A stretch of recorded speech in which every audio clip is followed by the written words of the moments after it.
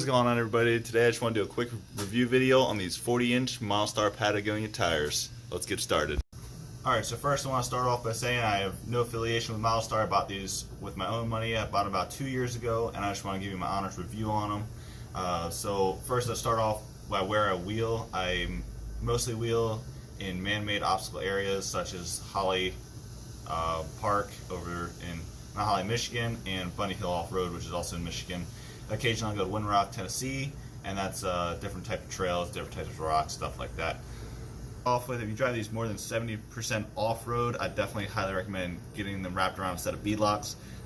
Like these, I had them on non-beadlock wheels with the cosmetic ones that make it look like it, and they just, you can't air down enough to get the use of the lugs that tires have, so I couldn't really get a good base. So I've been wheeling with beadlocks probably for a little over 6 months now, and definitely a big difference. So now I have something better to compare these tires for this review video.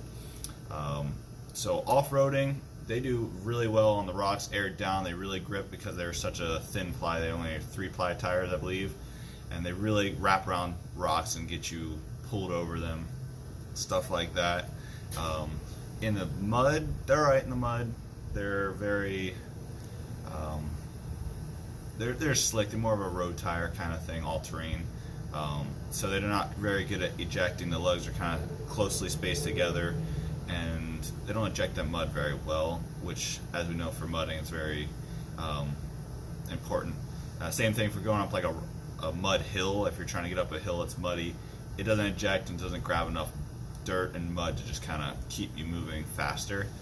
And then on the flip side of that, going up a rock hill, a hill that's made of rock, it does very well, but that's more because it's more like a road. It has usually a good amount of traction, and then the flip side of the rocks, like I said earlier, it really just grabs onto it and pulls you over those rocks and flexes, and does great in the rocks. The snow, I've had a little experience in the snow, but the experience I had wasn't the best. They were very soft and didn't grab the snow, but that was without the beadlock, so I didn't have them aired down extremely because I didn't want my bead to fall off, which I still ended up on that trip blowing my bead off the rim. Besides the point. So now let's get into the actual like softness of the lugs. They're really soft. They work really well. They heat up fast, and they really get that good traction when as long as you're on, rocks. It's really that mud that throws these tires completely off. So if you have like slick, it's raining, and you go down to especially Windrock, it's usually muddy there. It's just rained. Every time I've been there, it rains like that day, so all the mud is on the rocks and everything like that. So they really have trouble getting that traction if there's mud, but as long as you get the tires heated up and everything like that, they do all right. So that is one thing I do like. For the road, they're excellent for the road. They are a great dual tire especially if you're like a JK and you want to just put 37s on and go on road, off road. They're a great tire. They're quiet, and they're low wear and great tread life for the road. Had nothing but great experience on the road, well balanced, and like I said, they're perfect to just kind of do both. So like I said, the biggest thing I hate about these tires is the sidewall. They are really nice for flexing over rocks and everything, but being that 3-ply on man-made obstacles, I've broken 2 now. I've burst the sidewalls on 2 of them. The first one was just happened to happen. The second one, I will say, could have probably happened to any tire. It had a barb was sticking out one of those man-made obstacles, and it happened to hook the tire as I was turning the wheels, and it just ripped into it. So I probably wouldn't have done on any tires, but it's still a thing to think about. And then as well, I have 2 more tires that are probably going to need to be replaced soon if I stay with Milestar, because they have very large gashes and even cuts, which I'll show you here in a second. But let me insert a clip of those 2 tires right now.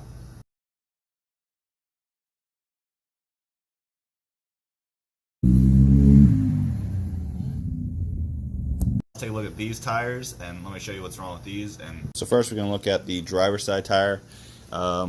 It's pretty worn in, has a lot of use to it. This one is probably 2 years old.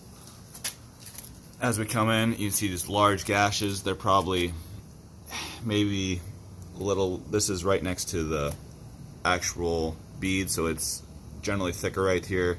This one's probably eating into the sidewall a bit, and then we just go down cuts and tears and stuff like that. And then coming around, I have the Jeep aired down to fit in the garage, but this really allows you to see what a small cut may look like. It may look like a small cut, but it's actually a lot bigger than you think. So coming around right here, this is probably ½ an inch deep. I can see the actual metal threads inside now. So I stick my finger in there. As you can see, it's pretty deep. I can touch the metal threads in that tire. So this one's going to need to be replaced very soon. So I'm probably going to be switching tire brands.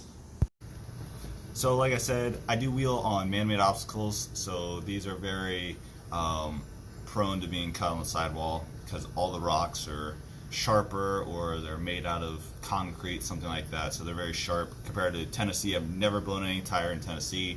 The rocks are just slick all the time, so your tires just kind of slip off, and yeah, they're just not great for man-made obstacles. So I'm probably looking to upgrade and switch to a thicker sidewall tire. Not really sure what brand yet. Still do my research on that, but it's hard to get all 4 tires switched out, especially when 2 of them are new. So overall, I would recommend these tires if you're not doing a lot of man-made obstacle wheelings, like, you know, just going to Pennsylvania or Tennessee or even the West Coast. A lot of naturally rocks are they're not as sharp to just take down a tire if you're careful by them. All the tires around here are just they grip the sidewall and then just take it down. So I would recommend it for that, especially if you're dual road and off-road. They're awesome for both of those. And then I haven't had them on the West Coast yet, so I can't give any experience to that. But the East Coast, they're not so kind because of the mud and everything like that. But overall, great tires. It's just the sidewall. That's my only downside that I absolutely would turn me to change into a new tire, is the sidewall, because I can't have tires blowing off on me every time I go wheeling. I do carry a Pro Spare, but it's a different brand, slightly smaller. It's a 37. It's just to get me off the trail, which it succeeds, and I've had to use that more of the times than I'd like to. So yeah, just looking to change tire brands, but overall I would recommend them. Alright everyone, thanks for watching through the whole video. If you made it this far, I'm not the best at this quite yet, but I just want to give these tires a review and tell everyone my experience with them, show them maybe pictures and videos of them. Questions, comments, or concerns, leave them down in the comments below. Make sure to like, subscribe, and share. If you want to follow me on Instagram, it's @YJAddicts, and we'll see you next time.